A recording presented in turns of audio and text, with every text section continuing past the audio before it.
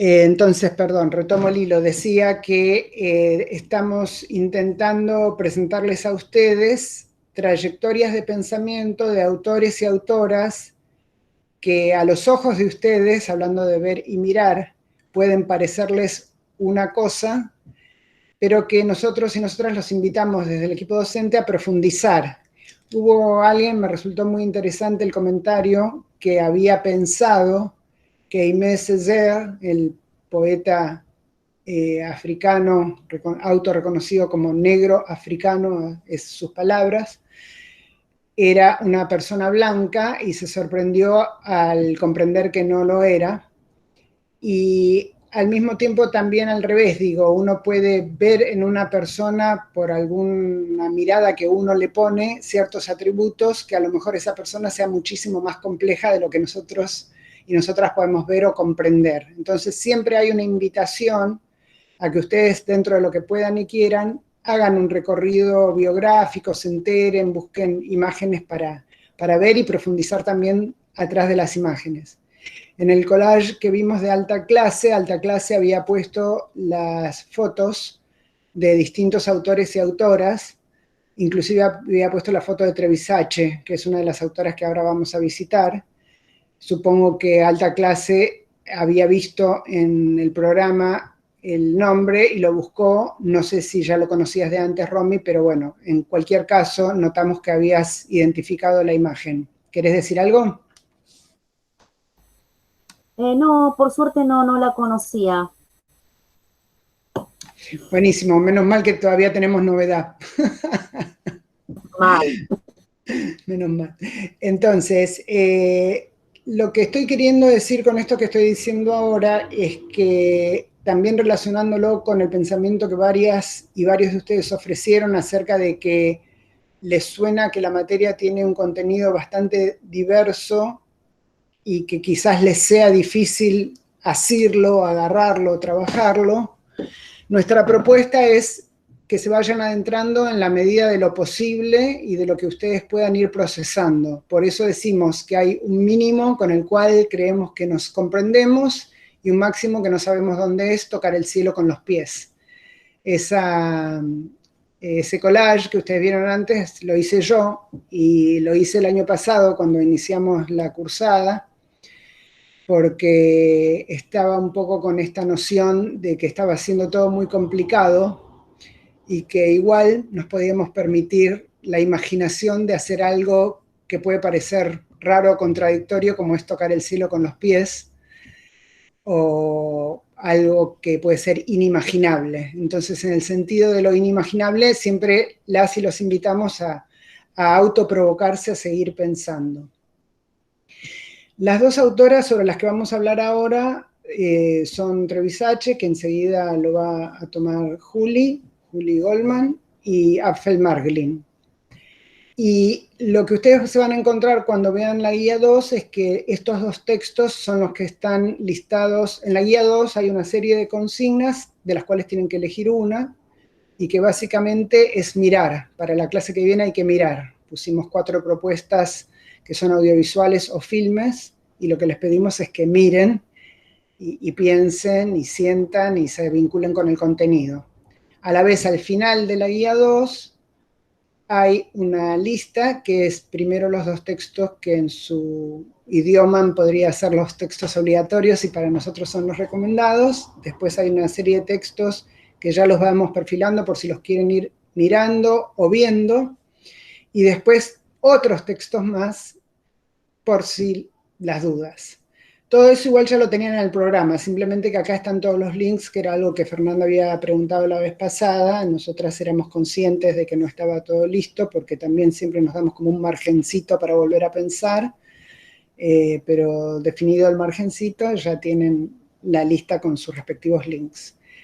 Entonces, Julie Goldman, paso palabra. A ver, el primer texto no tiene contexto y contexto. Contextúo y contexto, perdón.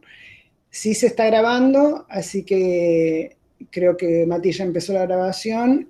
Y el primer texto no tiene link. No, claro, no tiene link en el programa. Sorry. lo que quise decir es esto. En el programa sabíamos que no habíamos puesto todos los links. En la guía 2 hay todos los links de los textos. A veces se me puede colar palabras en otras lenguas porque viví en otros lugares. No es pretensión afectada, simplemente sépanlo. Como dice uno de mis hijos, sabelo madre. Paso palabra. Bien, yo tomo palabra. Bueno, Anita me propuso que les cuente un poco cuál fue mi análisis o mi lectura particular de un texto que, bueno, como dijo Ana, también van a tener para leer de manera obligatoria para alguna de las próximas clases. Y este texto es el texto de Catalina Trevisace, que es un texto que lo escribió en el 2016 y se llama Una historia crítica del concepto de experiencia de la epistemología feminista. Voy a aclarar que esta es mi interpretación y es un camino posible de lectura, cosa que me parece importante porque quizás cuando uno lee eso, traza otros caminos que también son válidos, pero bueno, esto es lo que me permitió a mí interpretar y entender y comprender y seguir el hilo de lo que ella iba argumentando a lo largo del texto, ¿no? Entonces, para empezar, lo primero que quería decir es que, bueno, hace un análisis sobre de qué manera los estudios feministas introdujeron una nueva manera de hacer ciencia y de producir conocimiento al interior de la academia.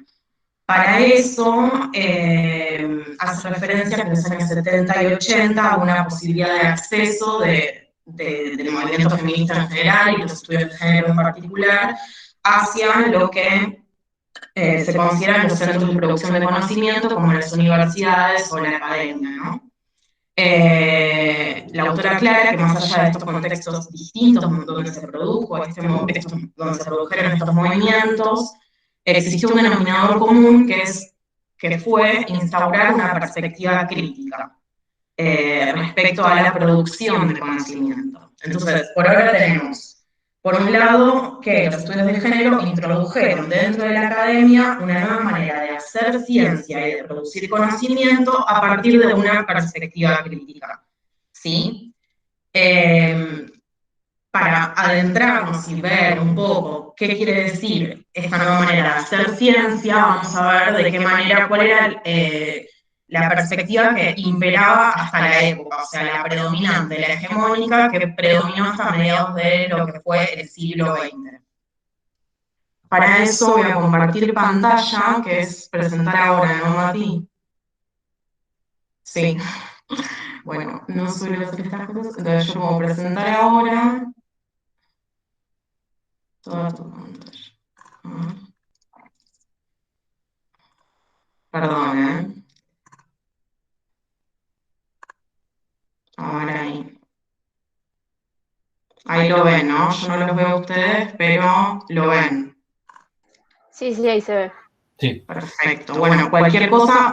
Ay, esto se desconfiguró todo. Bueno. A ver si puedo desde otro...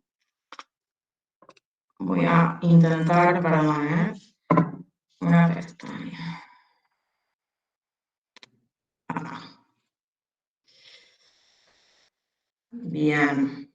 Bueno, acá está mejor. Bien. Entonces, si se ve bien, sigo. Entonces, hasta mediados del siglo XX, lo que tenemos es una concepción tradicional del pensamiento científico que,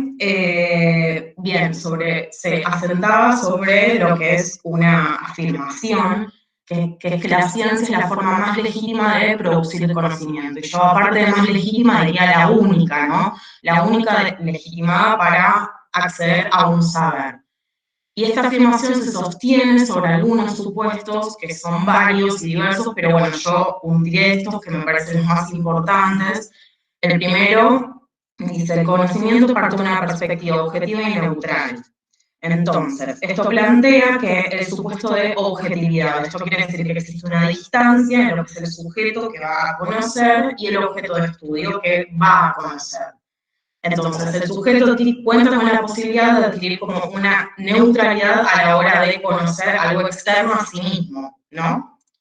Entonces, el objetivo principal de este conocimiento sería acceder a verdades fuertes, universales, necesarias, para conseguir lo que se considera cristiana, que es la verdad, una única verdad natural, transhistórica y universal. O sea, transhistórica quiere decir que existe independientemente de la historia, ¿no? Y bien, ¿qué era lo que nos daba la garantía de que íbamos a acceder a esta verdad? Era el método científico, ¿no? Una serie de pasos universales y estandarizados que, bueno, si uno seguía, podía llegar a lo que es esta verdad única y universal también. Entonces, en síntesis, hay una idea como de progreso científico como un proceso de acumulación de conocimientos cuya meta o fin último era la verdad, ¿no? Bien, digo entonces que a mediados del siglo XX estos conceptos y estas ideas se empiezan como a tambalear o a poner en duda, no solo por parte de lo que es el pensamiento feminista, sino en general y en, bueno, o sea, en general en muchos ámbitos de la ciencia. Por ejemplo, en la física aparece un autor como Thomas Kuhn, que bueno, pone en jaque estas ideas también, introduciendo muy fuertemente la idea de la historia y de los paradigmas. Pero bueno, la autora hace especial hincapié en cómo la concepción feminista, al ingresar a la academia, pone en jaque todos estos conceptos, ¿no? Y por eso voy a ir a... Sí. Perdón, una consultita que te hago para asistirte es que, si te parece bien, yo tomo la lista de oradores y ya tenés oradoras, tenés una oradora con la mano levantada. Quería saber si querés que te avise así, parando, o te aviso por el chat o por el WhatsApp, como para no interrumpir el hilo de tu pensamiento, pero a la vez dar lugar a preguntas o comentarios. No, quiero que me avises, porque yo como que hablo y no los veo y eso me genera más... o sea, incertidumbre de lo que está pasando del otro lado. Así que claro, si alguien quiere decir algo, que avísame nomás y que pregunte. Gracias. Bueno, primero hay una recomendación de Lucas que es para mutear los parlantes porque se escucha raro. Que es cierto, es como estar en la NASA. Ok, ¿y cómo se hace eso? A ver, Lucas Alcalá, que por favor tire una línea por ahí, por el chat, y lo vamos haciendo. Decilo, dale. Sí, simplemente, claro, bajar el volumen de tu laptop o ponerla en modo directamente, tu sonido, digamos. ¿Ahí se escucha bien? A ver. No, todavía no. Dígame si se escucha mejor. A ver, propongo algo. Vos, Juli, con Mati por ahí o con Lucas por privado, a lo mejor, si les parece, traten de solucionar eso y yo voy viendo quiénes quieren hablar. ¿Puede ser? Chantal creo que en realidad no quería hablar, pero capaz tuviste un fallido, a lo mejor se te ocurre algún pensamiento que quieras tirar por ahí, pero sí había alguien más que era Elena, creo, ¿no? Que había levantado la mano. Elena, ¿querés tomar la palabra? Paso palabra. En los 80 también en la parte de la medicina. Pasaba que todo lo que se venía investigando, primero que era un mundo machista, sumamente machista, todo lo que se venía investigando se venía como todo el tiempo, como refutando todo el tiempo, sobre todo con las enfermedades también, que todo el tiempo se hacían estudios y se volvían a hacer estudios y se volvían como a volver a estudiar para refutar ciertas cosas que, no sé, un ejemplo que se me vino a la cabeza fue el tema del SIDA.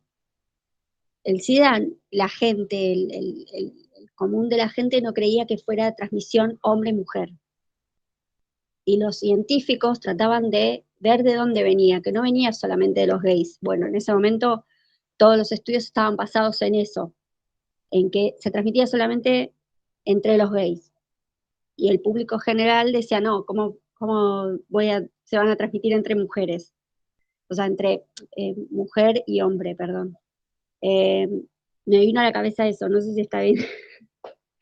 Perdón, me vino a la cabeza eso. No, está bien lo que estás diciendo.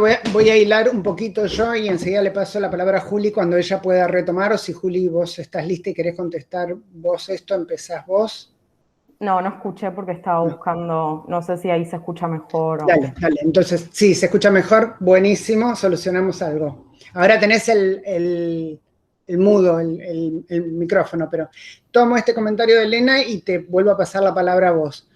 Elena está trayendo otro campo disciplinar, que es el campo de los estudios sobre la salud, podríamos decir, o la medicina, depende quién diga qué, así que ahí ya tenemos toda una controversia de definición en la que no me voy a meter ahora, pero algo interesante para ir pensando.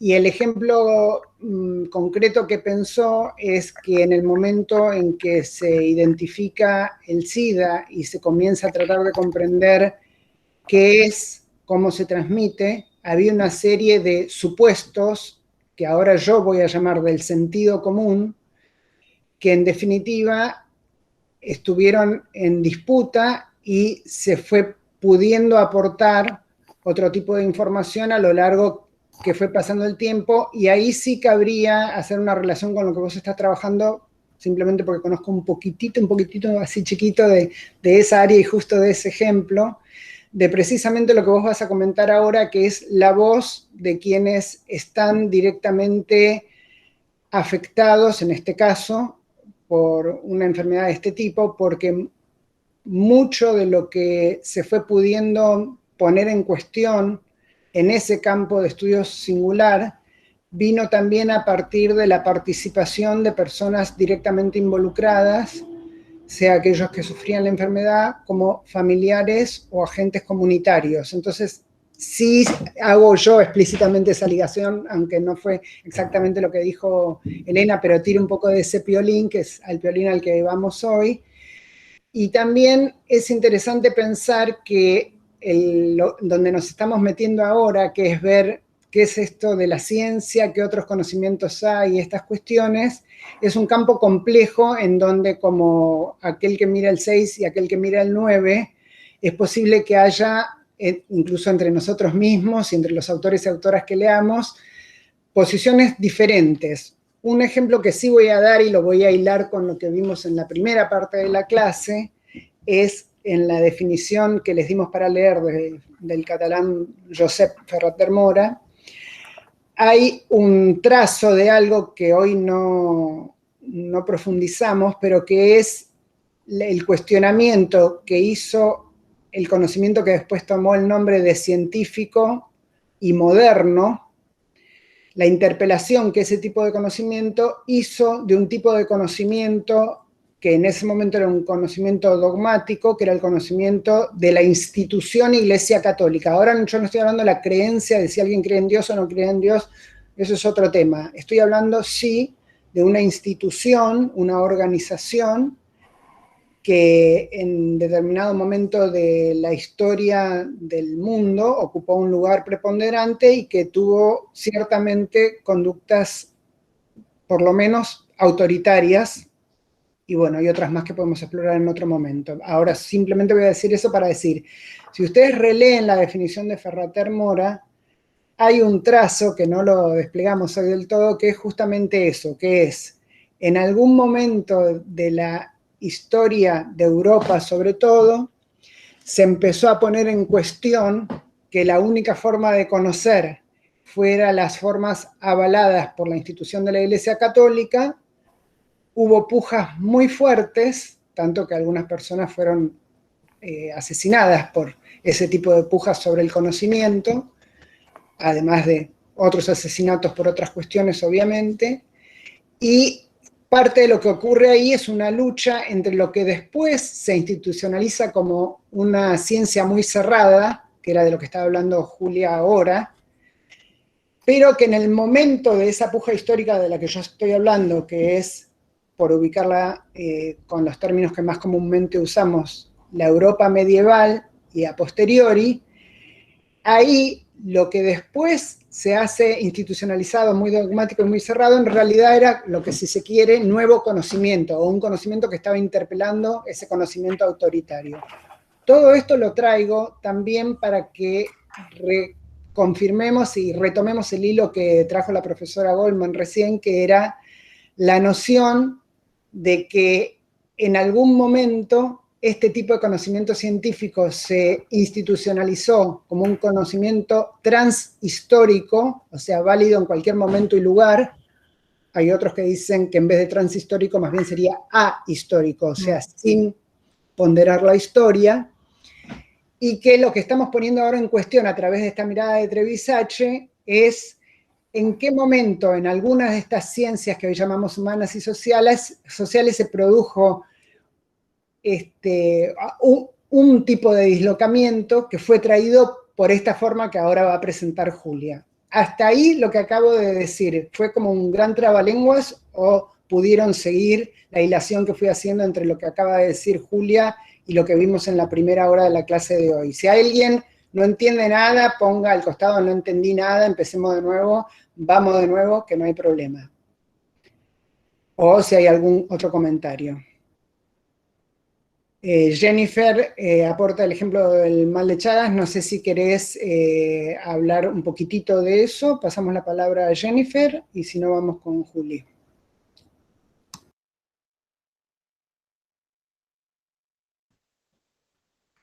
Bueno, ahí se me escucha mejor, me parece. Genial. Bien, perdón, es que no estoy tan acostumbrada a hacer esto, así que es una primera experiencia también.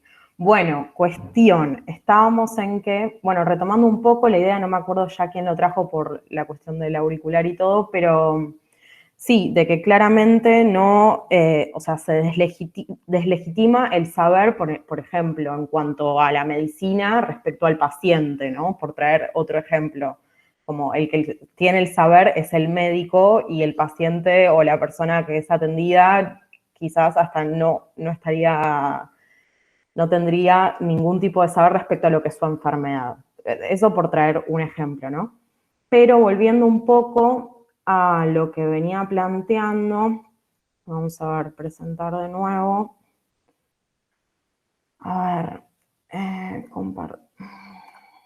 compartir.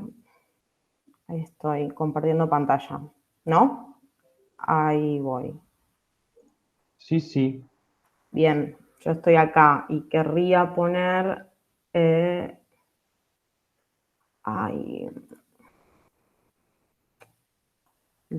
presentar. Así se ve mejor. Ahí va, bien. Bien, entonces, este dislocamiento del que nos hablaba Ana, un poco lo trae esta concepción crítica del pensamiento científico. Antes de meterme en lo que planteo en la parte blanca de la pantalla, voy a ir a la siguiente filmina, porque, bueno, digo que la autora también al elegir relatar la introducción del pensamiento feminista, los estudios de género, lo que es la academia, también introduce o toma un posicionamiento político, ¿no? Respecto a qué contar y qué no contar. Porque, a ver, estos estudios no es que antes de ingresar a la academia no es que no estaban produciendo ningún tipo de saber, sino que estos saberes no estaban legitimados, ¿no? Había una ausencia y cada vez que hay una ausencia hay algo no dicho, por lo tanto hay un silenciamiento y esto habla también de una relación de poder, ¿no? Como que había saberes que estaban circulando, pero la academia de por sí no los estaba legitimando, entonces se constituían como saberes subalternos y saberes sometidos. Entonces, los estudios de género invitan a hablar de la experiencia, del relato experiencial, de también el sentido común vivido en carne propia, y cómo este concepto al ingresar a la academia produce una cierta revolución sobre qué cosas son válidas de contar y qué cosas hay que considerar para también tener conocimiento sobre otras realidades, ¿no? Entonces, la introducción del concepto de experiencia a la academia propone hablar de aquello para lo cual la ciencia neutral, que es la que venía relatando que existía hasta mediados más o menos del siglo XX, no tenía palabras, lenguaje ni método, ¿no? Entonces, esta ausencia de intentar conocer este tipo de relato fue interpretada como la existencia de un poder. Entonces, la experiencia no debe ser entendida como un objeto de estudio, ¿no? Con esta idea de objetividad y neutralidad, sino como un relato experiencial que habla sobre formas de dominio y opresión que producen sujetos subalternos. En definitiva, hablan sobre relaciones de poder. Entonces, volviendo un poco a la filmina anterior, podemos decir que esta concepción feminista produce un pensamiento crítico porque desafía ciertas formas de poder y plantea que existe una pluralidad de formas de conocer, tanto científicas como no científicas. Esto quiere decir que por no ser científicas tampoco dejan de ser válidas. Simplemente son distintas maneras y es en lo que venimos haciendo tanto hincapié en estas clases. Entonces, los supuestos sobre los que se asientan estas ideas es que el conocimiento parte de una perspectiva política e histórica situada desde donde estamos parados, desde nuestra historia, desde nuestra cultura, etc. Entonces existen verdades con S también, que son contingentes y producidas de manera coyuntural, ¿no? Y no existe un único método universal, sino hay instrumentos basados en la experiencia, que la experiencia lo que nos invita también a, por ejemplo, en este caso, introducirnos en relatos que hablen sobre ciertas relaciones de poder. Relaciones de poder que también se producen entre los saberes, producen saberes legítimos, saberes subalternos. Entonces, el relato feminista y el movimiento feminista lo que propone es, a partir de su relato experiencial, esta idea de dar cuenta de las relaciones de poder en las que se encuentra sumergido los saberes que ellos venían como gestionando, ¿no? Entonces, bien, continúo. Entonces, acá digo, la crítica epistémica... Espérame un segundo, Juli, perdón. ¿Podrías Dime. ¿podés poner la diapo anterior? ¿Esta? No, la próxima, por fin. Esta, sí. Quisiera ver si podemos hacer un ejercicio fuera de programa, si me Dale. permitís. Sí, claro. ¿Puedo? Gracias. ¿Ven el segundo bullet, o cómo se llama, puntito, que dice: la experiencia no entendida como objeto de estudio, sino como un relato experiencial que habla sobre formas de dominio y opresión que producen sujetos subalternos? Sí. ¡Charán! Trabalenguas.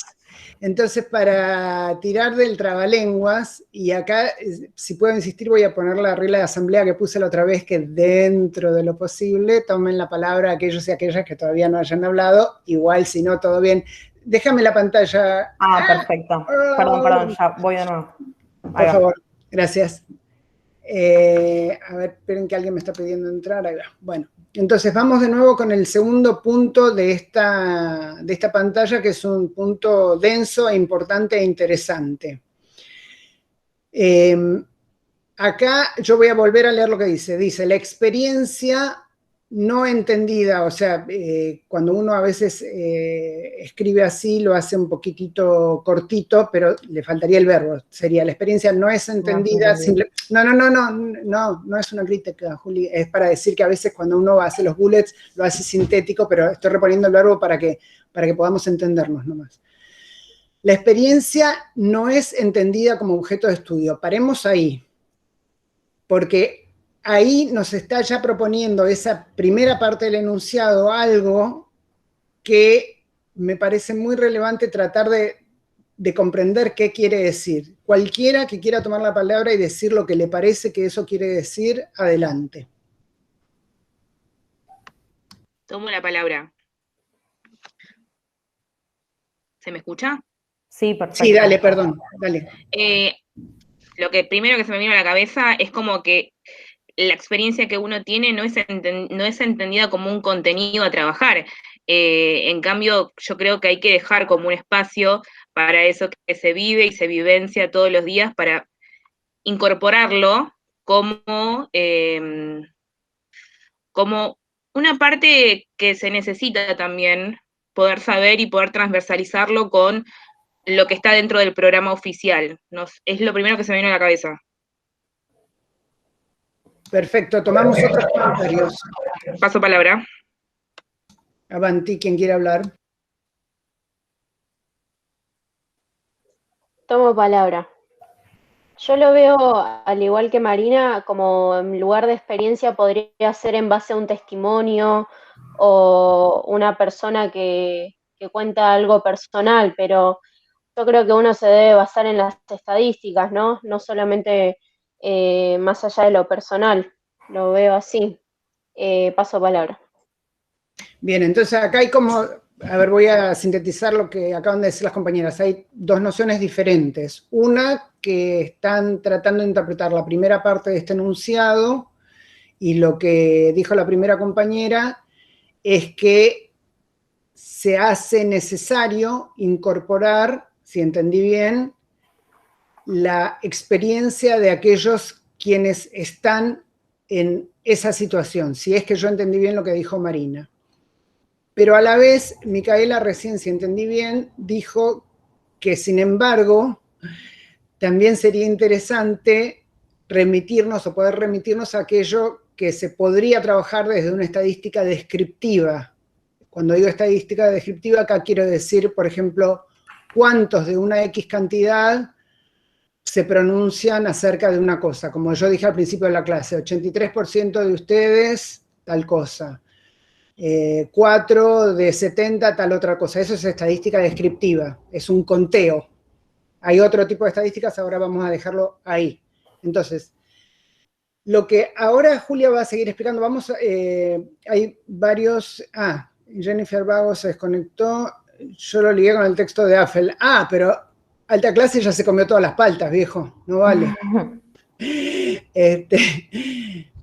Ya te dejo hablar, Romy. Ya te dejo hablar, Juli y Romy. Esperen un segundo. Dale. Simplemente, ahora solamente vamos a tomar los enunciados de estas dos compañeras, más el de Lucas, que dijo que no se trata sobre el empirismo, que ahora lo vamos a decir un poquito más. ¿Qué es eso? Lo vamos a dejar flotando hasta después de que la profa Goldman de la fuente Goldman pueda avanzar.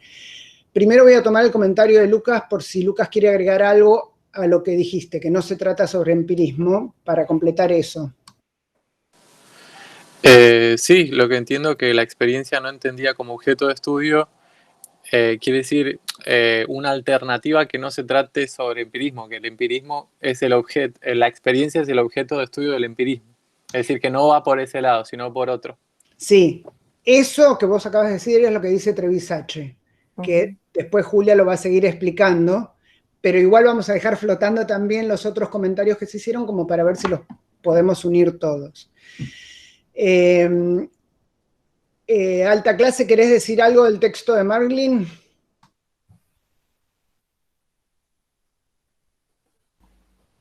Y yo tomo la palabra.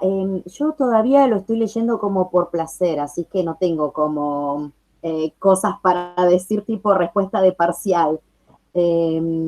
Pero me pareció este texto, agradezco haberme podido encontrar con esto porque dice lo que el sentido común nos está diciendo hace 1000 años, que es que hay un relato que queda como flotando, que es intangible, que vive un montón y sin embargo como la ciencia con mayúscula no lo toma y no se lo pone a un autor rubio, blanco y, no sé, nórdico, son saberes de segunda o ni siquiera son saberes o son cosas que no tienen ninguna relevancia ni importancia y que como mucho lo toman los antropólogos para hablar de algo, no sé, tipo, no sé, ¿se me entiende más o menos? Parcial aprobado. Está bien, como todavía el resto del grupo no se puso en contacto con el trabajo, vamos también a dejar flotando tu comentario. Lo que es interesante de tu comentario es que sí puedo percibir que quizás, por obvias razones, todavía no terminaste de leer el texto y me interesa que este comentario que hiciste ahora lo tengas en la cabeza cuando sigas leyendo porque hay más. Y aparte, en los textos...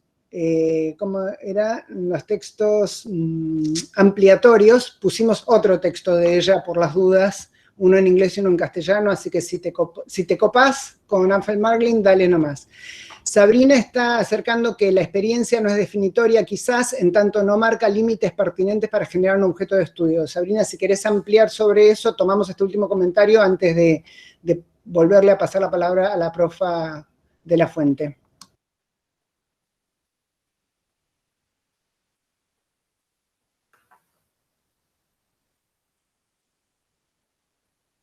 Listo, Sabrina no quiere agregar, pero me parece un comentario que después si podemos retomémoslo, o sea, obviamente todos. Paso palabra. Bien, yo no los veo, o sea, no sé bien qué está pasando, pero bien, me parecieron súper necesarios e interesantes los comentarios y van del lado como varios de la interpretación y de lo que propone este texto también. Entonces, yo ahora, también estas son dos oraciones que tienen mucho contenido también a nivel conceptual, las voy a leer lento, y las voy a intentar explicar lo mejor posible. Obviamente si hay alguna duda o hay algún comentario me pueden interrumpir y plantearlo. La primera dice: la crítica epistémica feminista, que es esta concepción del pensamiento que venimos planteando, que irrumpe en la academia, es un conocimiento subalterno, o sea, que se encontraba por fuera, no es hegemónico, que ingresa al ámbito académico dando cuenta de las relaciones de poder a las que se encontraba sometido. Hay una S medio de más. Bien, básicamente eso. Entonces, podemos decir que trae consigo esta crítica, estos estudios de género, una potencia corrosiva. O sea, plantea un horizonte de cambio mismo en la producción y en la creación del conocimiento científico. Por eso decimos que el texto en lo que hace hincapié es que muestra una nueva manera de hacer ciencia, ¿no? Dando lugar, dando voz a gente y a experiencias que no las tenían antes. Entonces, bien. Yo a partir de esto me surgen varias preguntas, que es, bueno, ¿qué responsabilidad tiene la ciencia en su producción, la producción de conocimiento, ¿no? ¿Qué responsabilidad se toma a la hora de producir conocimiento? ¿Qué relación existe entre la producción científica y las acciones públicas, en tanto políticas públicas o respuestas a problemáticas concretas que se pueden dar a partir de, bueno, a partir de producir conocimiento sobre algo o a partir de un relato experiencial específico, se plantea una problemática? Entonces, ¿qué tipo de políticas públicas o qué tipo de acción concreta por parte de la sociedad civil o por algún organismo se pueden dar en relación a las problemáticas planteadas? Y por último, preguntarse también, como así como muy abiertamente, ¿para qué y para quién producimos conocimiento? ¿Quién nos lee? No solo quién nos lee, sino, bueno, qué tipo de relato construimos desde nuestra perspectiva, o sea, producir conocimiento siempre se produce desde un lugar y eso trae aparejado como un posicionamiento político de lo que estamos produciendo. Entonces, como me parece que son preguntas que están buenas, que queden ahí como en el tintero para ir pensando un poco desde qué lugar pensamos, qué voces damos lugar a que aparezcan, y eso, básicamente. Bien, acá, Ani, no sé si querés, sigo, o porque ahí iba a traer lo de la institucionalización, o si no te paso la palabra para que vos sigas. No, tranquila. No, antes de que me pases la palabra tan alegremente, sí. Vamos para atrás 2. 2, ok.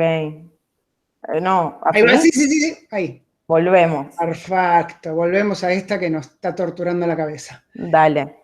El segundo punto, la experiencia no entendida como objeto de estudio, sino como un relato experiencial que habla sobre formas de dominio y opresión que producen sujetos subalternos, tiene una vinculación con la que viene, pero espera, todavía no me pasa en la que viene, y lo quiero ligar con lo que estaba trayendo Lucas y con los comentarios anteriores de las otras dos compañeras, porque algo que se empieza a perfilar acá para que prestemos atención es que acá hay un juego doble, que en el artículo de Trevisache está, pero quizás no tan explicitado, y que por eso justamente lo ponemos en relación con el trabajo de Alfred Margolin.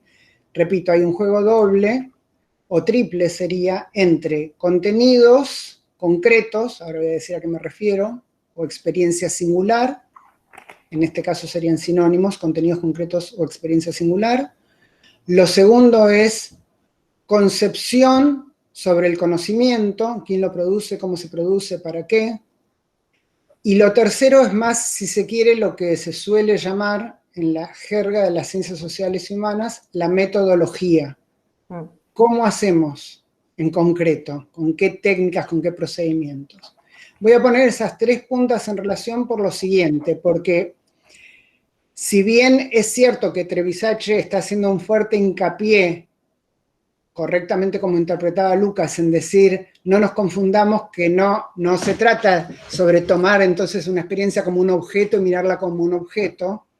Si bien eso sería cierto, como dijo Lucas, al mismo tiempo también es cierto que esta autora y otros autores y autoras que vamos a poner en relación, sí consideran que la experiencia singular, la experiencia vivida, la experiencia concreta, los contenidos concretos en los que se produce la vida humana, son no solamente dignos de atención, sino que son el material concreto sobre el cual cualquier teoría se puede armar, cualquier procedimiento se va a disponer. Entonces ahí hay algo que quizás ahora lo decimos así, parezca demasiado volado, ¿qué está diciendo la profesora? Pero lo dejamos ahí como para seguir pensando si podemos irnos adentrando en esta, por lo menos, triple entrada, que es de la singularidad y lo concreto, lo material, lo concreto sensible. Lo segundo sería lo que solemos llamar las teorías, el marco conceptual. En este caso de esta materia también lo vamos a llamar la perspectiva epistemológica, ya usando las herramientas que vamos aprendiendo. Y lo tercero sería cómo hacemos para producir información. Antes se dio el ejemplo de la estadística y en un punto, quizás escuché mal, pero parecía, si yo entendí bien a la compañera, que para la compañera la estadística podía ser un reaseguro frente a la experiencia individual.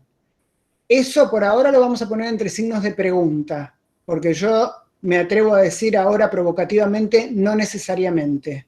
Pero bueno, por ahora vamos a dejarlo en la provocación. Pero es algo que está bueno que lo sigamos pensando.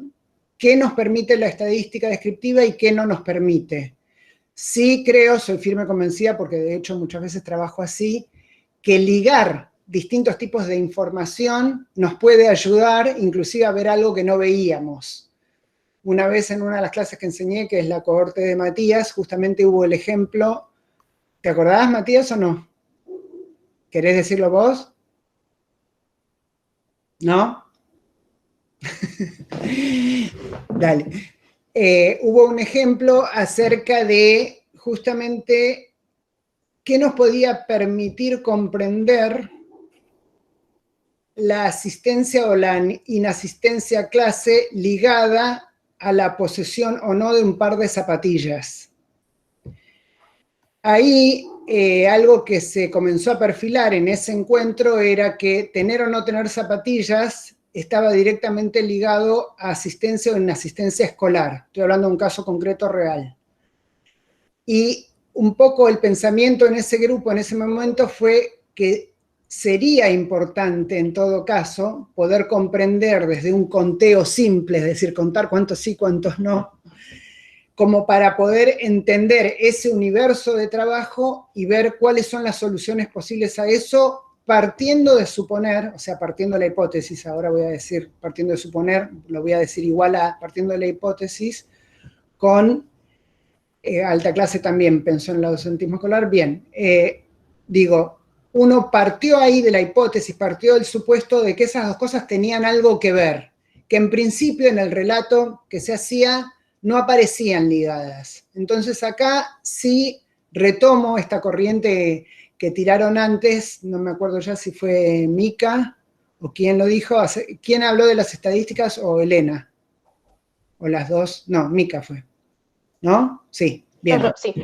Todavía me funciona la materia gris a pesar de que estoy muy cansada. Bien, entonces como Mica decía antes, Mica lo que decía era que, si yo te entendí bien, que bueno, que en realidad las estadísticas serían como una garantía de verdad. Yo a eso lo pongo entre comillas. Pero sí digo que combinar distintas búsquedas de información y distintos procedimientos y metodologías probablemente nos abra campos que no conocemos. Eso me animo a afirmarlo y firmarlo, con DNI y todo. Ahí Profe. está. Avanti, paso palabra. Tomo palabra. A mí el tema el concepto de experiencia me suena mucho a lo que es, y quizás en algún punto pasa a ser lo mismo, es el hecho de cuando estás estudiando algo que quizás no lo terminás de entender, que es la teoría así como el concepto duro, y que quizás un ejemplo o una experiencia personal te ayuda a terminar de entender algo y hasta verlo de otra forma distinta. Y que eso en parte es lo que entendí de lo que estaban diciendo. O sea, como que la experiencia, si bien no es la teoría dura de lo que tenés que estudiar para determinada materia o determinada cuestión, sí es lo que te ayuda a comprenderlo en muchas ocasiones. Eso es parte de lo que dice Trevisace, sí, pero Trevisace está también trayendo otro punto y está diciendo, en la medida en que ingresen saberes que hasta hace poco creíamos que directamente no existían y se pongan en diálogo, inclusive lo que estamos pensando como problema de conocimiento, problema de investigación o fenómeno a estudiar, seguramente cambie, no sea el mismo. Entonces, acá, lo que vos acabas de decir, sí, fuertemente liga con lo que yo dije antes de lo concreto sensible, es decir, la experiencia de cualquiera de todos y todas nosotras para comprender algo que se nos está explicando en abstracto, probablemente si podemos hacer esa ligazón, tengamos la posibilidad de que, como dicen algunos, haga sentido, o sea, que el sentido se realice, que tome un valor semántico de contenido fuerte, dirían otros. Ahora, lo que también Trevisace está diciendo es, no solamente se trataría de pensar a través de esa experiencia concreta, inclusive ella va a poner un poquito en cuestión esto, ahora la profa nos va a terminar de explicar esa parte, sino también se trataría de pensar que existe algo muy fuerte para mirar acerca de la posición desde la cual conocemos. Tomo el ejemplo que vimos al principio de la clase de la poesía Partir. Es decir, ahí hay, en esa poesía, si ustedes la miran con atención, podrían ustedes, después de la clase de hoy, a las 4 de la mañana, por favor, no, porque quiere decir que no durmieron, si me lo mandan a las 4 de la mañana, tienen que descansar. Después de la clase de hoy, ustedes podrían releer el poema que planteamos al principio y pensar que ese poema nos está trayendo por lo menos dos cosas. Una es la experiencia concreta sensible de ese poeta y su transitar la negritud como tal, y desde ese lugar hacer una denuncia. Y la otra es qué fenómenos nuevos para mirar ponen esa poesía de relieve. En ese momento que él publica esa poesía, que es antes de la segunda, o sea, antes de 1950, para darle un contexto, esto de lo que estamos hablando ahora, tan sueltos de cuerpo, no estaba casi ni siquiera en el horizonte. Entonces, algo que me parece muy fuerte a mí, muy importante de tomar no solamente los trabajos académicos, sino otras formas de la cultura para estudiar lo que es el conocimiento, es precisamente eso, que el conocimiento se propone, y el desafío a una forma de conocer se propone en forma de poema. Así que eso lo dejamos un poquito anotado ahí. Bueno, paso palabra. Bueno, retomo la palabra. Bien. Entonces, por último, después de estas preguntas que planteé, bueno, el texto habla un poco también y se mete con esta idea de institucionalización. A ver, cuando algo, antes de que lean, no lean, hagan el ejercicio de no leer todavía el texto. A ver, ¿qué pasa cuando algo que se plantea con una fuerza corrosiva que desafía ciertas relaciones de poder que se encuentran establecidas en lo que es el mundo académico y el mundo en general, o sea, sobre cierta forma de concepción del mundo, de comprender el mundo. ¿Qué pasa cuando esta fuerza tan disruptiva se vuelve como lugares donde se establecen como críticas estables a través del tiempo? Por ejemplo, comprender que, bueno, la mujer en la sociedad tiene una posición inferior, ponele, o sea, lo estoy diciendo de una manera muy banal, pero que, por ejemplo, no gana lo mismo más allá de que esté formada más que un hombre, ¿no? Como un hecho fáctico. Entonces, como eso se crea un reclamo a partir de ese factor, y eso se permanece a través del tiempo. Entonces lo que habla es, la autora habla de la institucionalización de ciertas demandas, de qué manera ciertas cuestiones se vuelven los lugares fáciles o, sí, los lugares seguros a los cuales caer en la crítica o en el reclamo, ¿no? Ani, no sé si me puedes ayudar un poco en cómo decir esto. Espera, antes de que yo te ayude, vamos a Sí. solicitar la ayuda solidaria de todo el grupo Dale. primero. Vamos a ver qué se está entendiendo de esto y De lo que después yo estoy vamos diciendo, reponiendo. me Dale. parece bien. Avanti los que quieran hablar. Tomo palabra. Avanti. A mí me hace pensar lo que Juli dice de cuando algo se empieza a cuestionar lo que ya está impuesto, algún colectivo, alguna idea, como por ejemplo yo soy profe de nivel inicial, y en el jardín se empieza a cuestionar mucho las prácticas que se hacen por costumbre y no por haberlas pensado y repensado. En el discurso se cuestionan, pero después en la práctica solo se llevan a cabo cuestiones tal vez más banales, las más habladas, y cuando uno realmente quiere romper con esas prácticas institucionalizadas, no es lo que se toma en profundidad. No sé si Juli iba para ese lado. Sí, es parte de lo que... Gracias, tomo palabra. Es parte de lo que está diciendo Julia, que está diciendo Trevisache, sí.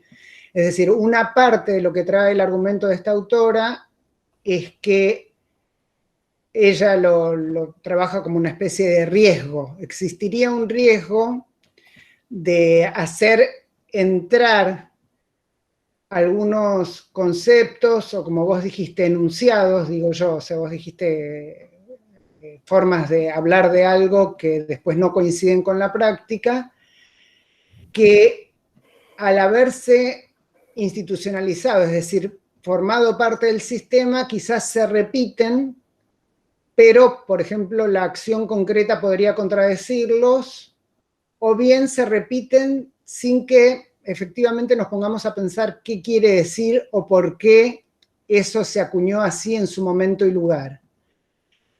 Acá dan el ejemplo del lenguaje inclusivo y cuestiones de género. Podríamos pensar, yo ahora voy a decir algo que podríamos pensar, no voy a decir lo que yo opino de eso porque es otro tema, que no tiene nada que ver. Yo voy a decir, podríamos pensar que el lenguaje inclusivo es algo que en ciertos contextos podría ser superficial, porque en verdad solamente por modificar formalmente el uso del lenguaje, quizás no modificamos acciones más de fondo. Sí, ese podría ser un ejemplo.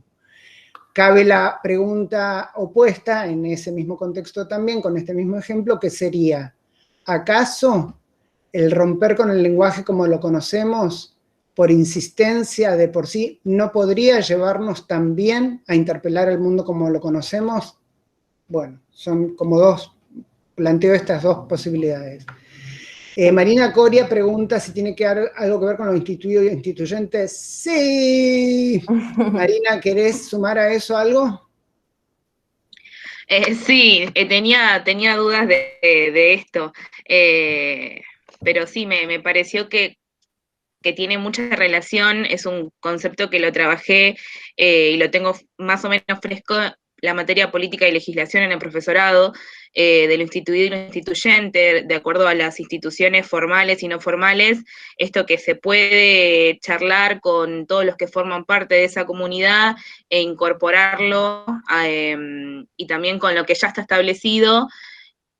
Y me sonó mucho lo que puso Mara del lenguaje inclusivo, por ejemplo, que se puede charlar con la comunidad y ver si se acepta, si no, si se suma. Me sonó parecido a eso. Paso palabra. ¿Pasás palabra? Bien, tomo palabra para Avanti, dale. Puede ser que plantea un mundo más reflexivo, donde se tome la experiencia como centro y no lo racional, lo que veníamos, ¿no?, de esas organizaciones establecidas, jerárquicas y burocráticas, algo más donde uno empieza a repensarse uno mismo de las concepciones. No sé, digo. Acá, ¿tomo palabra o todavía no la pasaste? No, paso palabra. Bien. Acá quizás vas también complejizando un poquito más. Voy primero con lo que dijo Marina y después con lo que dijo Vanessa. Instituido e instituyente, podríamos tomarlos como un binomio, como el de, como era la tostada con manteca y sal. Lástima que yo no puedo comer manteca, porque no puedo comer lácteos, pero bueno, me muero de ganas.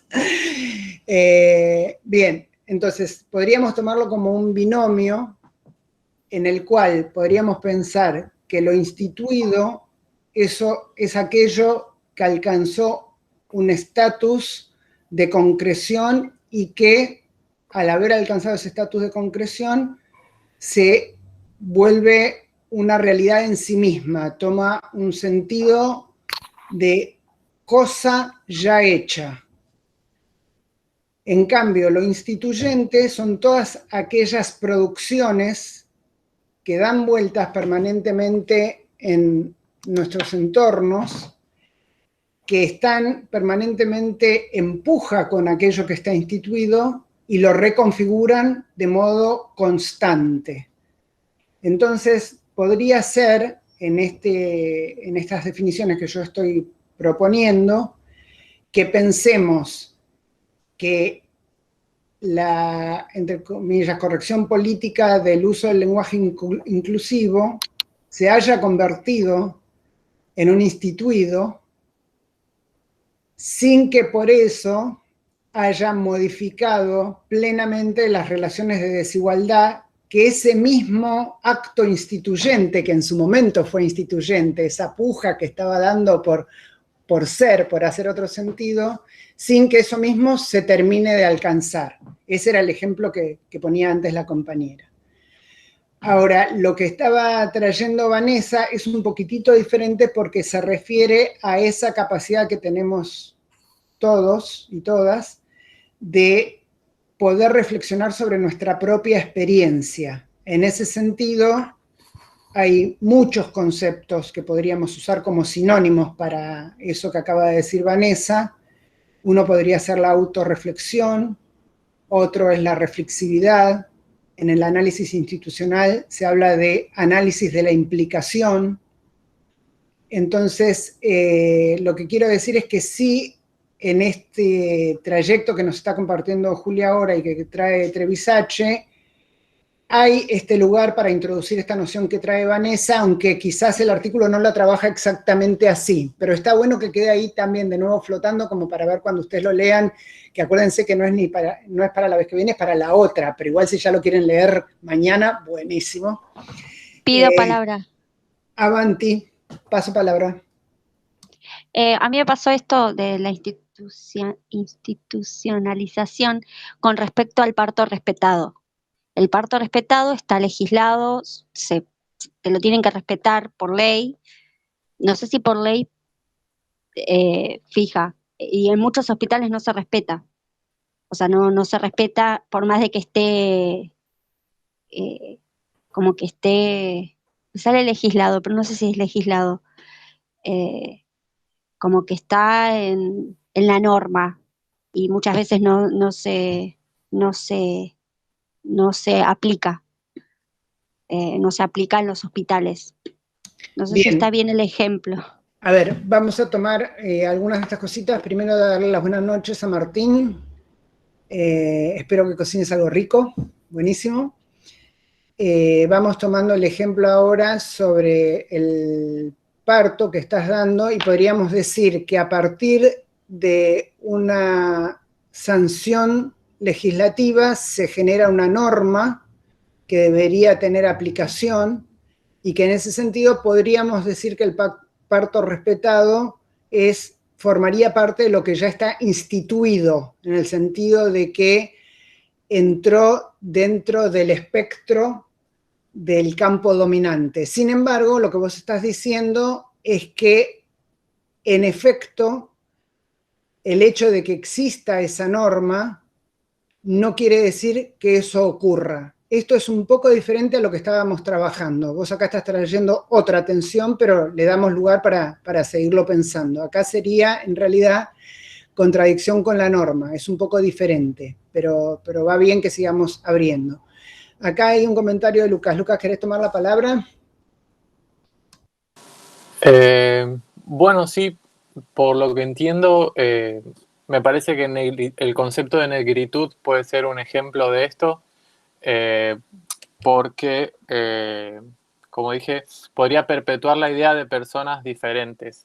Tengo entendido que en Haití, que fue una de las primeras naciones negras en independizarse, por ejemplo, es ilegal separar a las personas por razas, que bueno, en otros lugares se sigue haciendo, como en Brasil o en Estados Unidos, y justamente por la idea de promover la igualdad de lo que somos. Sí, está bueno. No sería cierto exactamente, o yo por lo menos no lo puedo ratificar históricamente, en el sentido de que el enfoque de la negritud, así como lo venimos estudiando, de ninguna manera se produjo institucionalizar la diferencia de razas, sino, como varios y varias de ustedes interpretaron del texto que compartimos, lo que se propuso fue, casi te diría precisamente lo contrario, es decir, visibilizar que la opresión de la raza blanca hacia otros colores de piel estaba justamente institucionalizado, normado y legalizado y legitimizado, todas esas palabras. Así que ahí quizás justo con ese ejemplo histórico del término negritud sería un poquito complicado decir que eso es exactamente así, pero entiendo tu razonamiento. Tu razonamiento apunta a decir, bueno, ojo, que es lo que dice Trevisache, que en el momento en que nos lanzamos e instituimos algo demasiado precisamente, corremos el riesgo de que, lo que está diciendo esta cita que puso la profesora en pantalla, de que eso sea atrapado en una maquinaria y que en realidad se repita una burocratización que no apunta a verdaderamente desarmar lo que se viene proponiendo desarmar. ¿Les explota la cabeza? ¿No? ¡Qué bárbaro! Buenísimo. Profa de la Fuente, ¿usted tiene algo más para compartir? No, esta cita traía también, a ver, es una entrevista que le hacen a Catalina y le preguntan exactamente qué opina sobre la creación del Ministerio de las Mujeres y Diversidades. Y bueno, y habla, bueno, y acá está la cita, pero bueno, trata también un poco, es como cuando irrumpe ahí ese otro sujeto, como que corroe algo de las bases sobre la que está sedimentado ese Estado, pero yo lo pongo en tensión también con lo que plantea en ese texto que escribió en el 2016, que es, bueno, cuáles son los peligros, o no sé si peligros, o hay que estar atenta para no perder la capacidad de crítica y de invención, hasta epistémica, que tiene el feminismo en sí. Estar atentos a nuevas preguntas, a que la agenda no quede estandarizada en ciertas cierto tipo de políticas y que se encuentre abierta también a que se planteen nuevas demandas, ¿no? Bueno, básicamente eso. Así que... ¿No pasó eso con el tema del aborto? Que era como algo que vino es algo que se ve que era una lucha de años, obviamente, pero que irrumpió para cambiar lo que, o sea, ay, no sé, perdón. Se me fueron las... Tranquila, si querés pensarlo un poco más y después, si no es ahora el momento de explicarlo, lo podés explicar en otro momento, lo dejamos ahí que siga pensando en tu cabeza y en el momento que lo puedas expresar con más tranquilidad, si querés, o no sé qué término usarlo, podemos retomar. No te disculpes porque yo ya lo dije acá o no lo dije, que la palabra perdón está erradicada de este vocabulario común. Creo que ya lo dije la otra vez cuando hablamos con el profe Camalet, ¿no? Que el profe Camalet tiende a decir mucho perdón y acá no, nada, estamos pensando en voz alta, así que con respeto y amor y posibilidad de pensar, todo vale.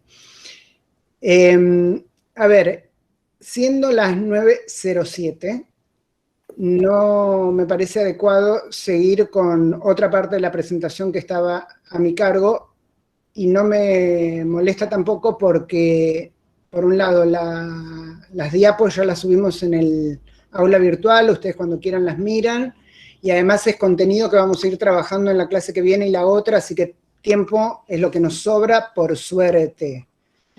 Así que si después tienen mucha curiosidad, se miran todas las diapos y van viendo qué era lo que la profa les iba a decir en este momento que no les dijo, y todo bien. Sí me gustaría respetar algo que hicimos la vez pasada, que me parece importante hacer, que es tratar de que la mayor cantidad de nosotros y nosotras digamos una palabra antes de cerrar este bloque, después cerramos, y los que se quieren quedar y las que se quieren quedar se quedan al equipo de apoyo o a lo que llamemos ese espacio, y los que no se pueden ir a comer o hacer lo que quieran. Va. Yo digo comer porque yo tengo hambre, pero ese es un problema mío. Entonces, vamos con cualquiera toma palabra, tira palabra y seguimos. Pido la palabra. A mí lo que me pasa, iba sintiendo recién cuando empezó Julia de la Fuente ya a explicar, que cuando es un texto que pude leerlo previamente, me resulta más fácil después seguir cualquier tipo de explicación y que me termine de cerrar la ficha de, claro, esto fue lo que anoté, no entendí, y preguntar. Y cuando es en este sistema, a mí al menos me pasa al revés, como que, bueno, me cuesta un poco, tiene que ver también con la hora, con la computadora y todo eso, después de un día entero de dar clases y todo. Entonces, me perdí en varias partes, pero no era algo concreto como para pedir la palabra y preguntar, sino que de golpe, no sé si era todo, pero decíamos, la diapositiva que ella preparó está buenísimo. Sé que después con el texto, leyéndolo entero y recurriendo a la diapo, seguro ya está toda la ficha, y si no, el comienzo de la semana que viene me sacaré esas dudas. A mí me pasó eso, y me pasa siempre en otras materias. Con el texto leído, después hablar y participar me resulta más fácil. No voy a comentar yo nada ahora porque me gustaría que corra la palabra, pero antes de que cerremos este bloque quiero decir algo.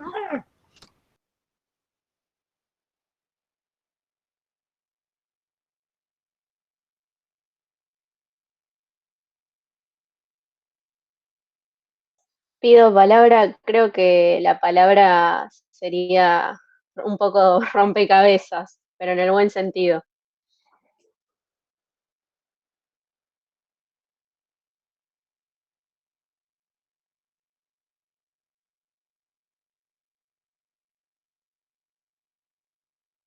Paso palabra. Tomo palabra.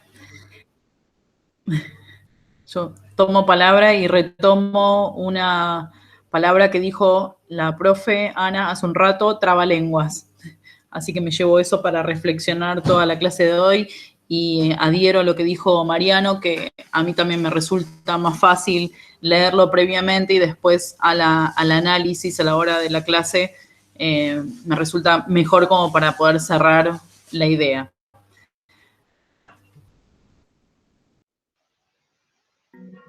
Tomo palabra, me siento identificada. Paso palabra.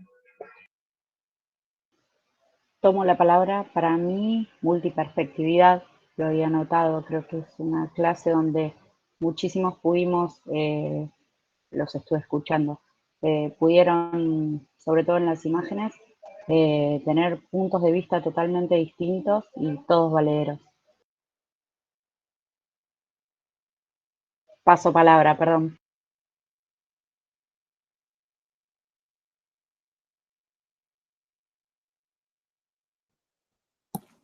Tomo palabra, diversidad, que también con lo que dijo la compañera anterior, y bueno, eso.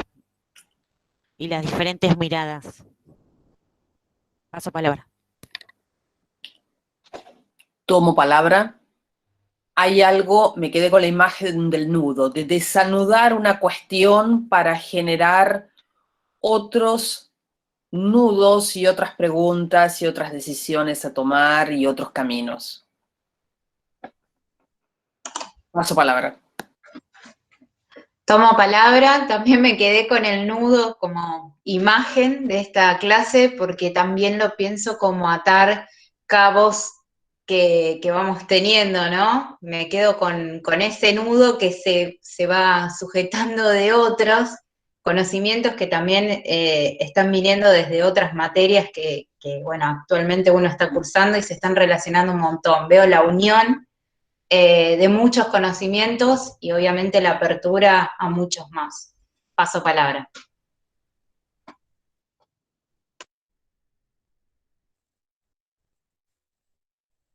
Tomo palabra. A mí me quedan muchas cosas acá, el glosario para ampliar, y bueno, una de las cosas que me queda rebotando es el desafiar el poder, formas distintas, institucionalizado, dogmático, legitimizar el poder, academia, dominio, opresión, y bueno, aprender. Buenas noches, tomo palabra porque ya me tengo que ir a la última reunión. Paradigma, esa es con la palabra con la que me quedo, y conocimiento. Creo que en cada uno de los puntos que fuimos trabajando en el módulo, me trajeron más a mención de interrogantes con los que me encuentro día a día, y eso tiene que ver con el conocimiento y la forma en la que se construye. Y en esta última parte en la que las compañeras traían muchos ejemplos de institucionalización, a mí me fue imposible no traer ejemplos de lo que es el sistema educativo, que también lo expuse en mi presentación personal, y creo que me voy con eso, con expectativas para poder hacer la lectura y bueno, seguir aprendiendo un poco más. Así que bueno, buenas noches a todos.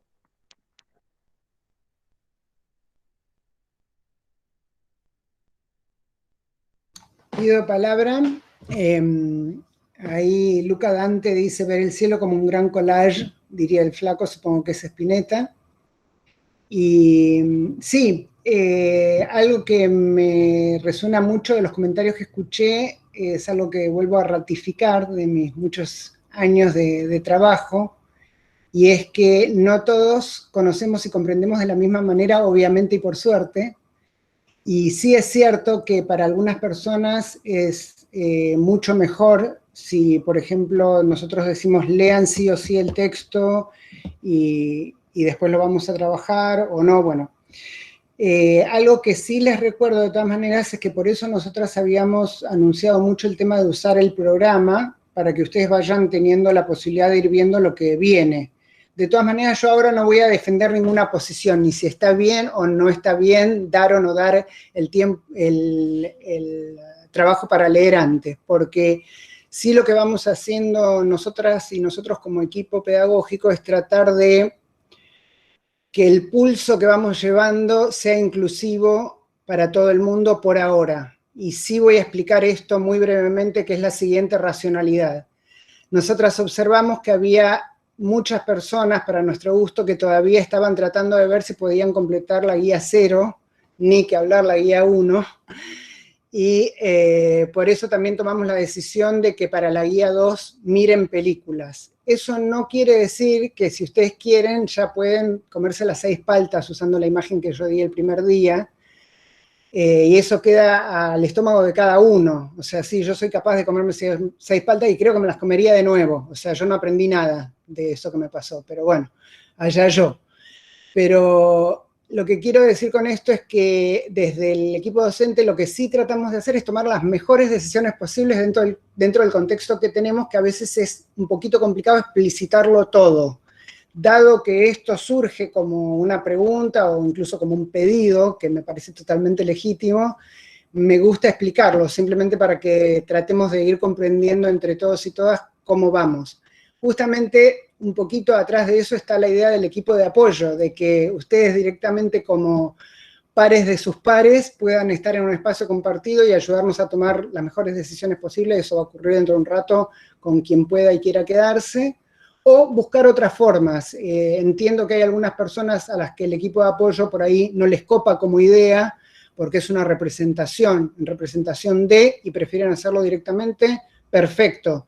De nuevo, como dijimos la clase pasada y esta otra vez, nosotras creemos que puede llegar a ser muy difícil para todas y todos ustedes estar todo el tiempo, voy a usar una expresión vulgar, pero como dicen mis hijos, al palo, dicen ellos, como estar todo el tiempo con esta materia, dándole, no se puede, imposible. Como creemos que es imposible, o ese es nuestro supuesto, tratamos de plantear las mejores alternativas que se nos ocurren, lo cual no quiere decir que ustedes como pares, estudiantes, no puedan pensar una alternativa mejor. Así que desde ya, que si se nos ocurre, avanti, porque si hay una forma de... A mí hay una frase que la traje de un lugar muy querido que dice, para todos y todas, todo. Es decir, tratando de maximizar esa expresión que verdaderamente la creo y dentro de mi mayor coherencia posible trato de practicar, e invito al equipo docente a practicar, podemos hacer los cambios que creamos necesarios. Totalmente a favor. Lo que sí también nos parece a veces es que es muy complicado estar en la mini cuestión de cada uno y cada una, porque además nos fueron llegando muchos mensajes de situaciones muy complicadas, entre ellas, por ejemplo, la mía, que estoy esperando el resultado de COVID de uno de mis hijos, así que estoy así como así, cortando clavos, tuve la cirugía de otro pibe la semana pasada, etc. Igual eso lo digo simplemente porque resueno con situaciones personales que hubo la semana esta que pasó y la anterior para muchos y muchas de ustedes, y estamos lo mejor que podemos. Pero de nuevo, si podemos hacer algo mejor, lo hacemos mejor, no duden en decirnos que vamos para adelante. Creo que podemos cerrar acá, a no ser que alguien quiera decir algo más, que es bienvenido o bienvenida, por supuesto.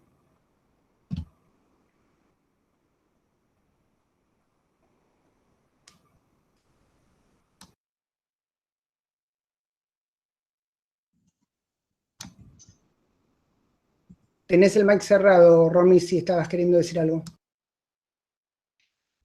Yo estoy siempre hablando con la esperanza de que no se me escuche. No, que creo que yo debería decir algo del collage, pero me da vergüenza. Pero bueno, no sé, en el grupo, si lo pongo en el grupo y los que no están en el grupo del WhatsApp, no sé, me escriben por el campus, no sabría cómo resolverlo. Sí, perfecto. Con este ofrecimiento que hace Romina, podemos pensar lo mismo de cada una de todas las guías. Es decir, sí es cierto que el equipo docente por ahora estamos teniendo el privilegio de ver en detalle el pensamiento de cada uno y cada una de ustedes, y si ustedes no están dándose una forma de compartirlo, ustedes por ahora no lo están haciendo, pero siempre están invitadas a hacerlo. Vanessa Pérez Vigeri no está en el grupo, por favor, inclúyanla. ¿Alguien puede pasar el link del grupo de WhatsApp? Que el resultado del test es negativo, sí, ojalá, por favor. Gracias, sí. Sí, yo estoy. Gracias Chantal. Bueno, los que se quedan, nos quedamos, los que se van, gracias y nos vemos cuando nos vemos. Gracias, chao. Gracias a ustedes. Chau. Gracias, saludos. Adiós, Gracias. buenas noches. Ahí está el link del chat, del WhatsApp.